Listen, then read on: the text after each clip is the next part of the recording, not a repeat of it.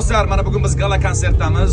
Ona yurt ohanglarida va juda ham ko'plab qadrdonlarimiz ko'rib qoldik. Bular bilan ko'plab konsertlarda, ko'rsatuvlarda, diydor shirinda va xalqimiz yaxshi kunlarida shu ko'rish sharafiga muyassar bo'libmiz. Mana bugun Xalqlar do'stlik san'at saroyida ham mana O'ralbek hamda Zilola bilan hamishadan bel bo'ylab birgalikda xizmat qilish nasib qilib turibdi.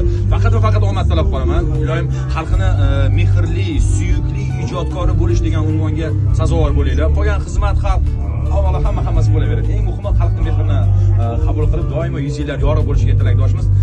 Hayyara deb bu yog'ini davom ettirishinglarga biz tilakdoshmiz aziz do'stlar. Bizni uzoqlashmang. Ko'rishguncha omad tilab qolamiz ijodkor do'stlarimizga.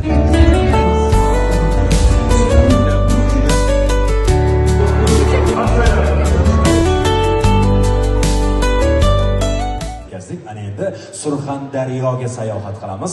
Juda ham ajoyib iste'dod egalarini hozir sahnamizga taklif qilish istagidamiz. Demak, davomli olqishlar bilan O'rolbek Narziyev hamda Zilola xonim azizolarni qarsakiylar bilan sahnamizga taklif qilamiz. Marhamat.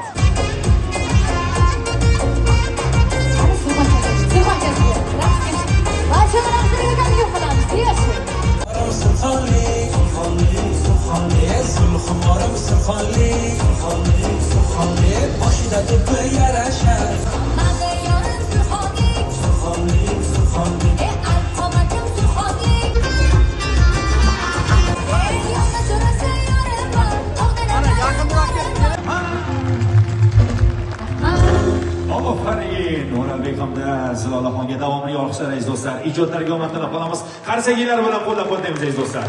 Rahmat. Ijodlariga omad tilab qolamiz. Salomat bo'linglar. O'ylaymizki, bugungi gala konsertimiz har tomonlama ko'ngil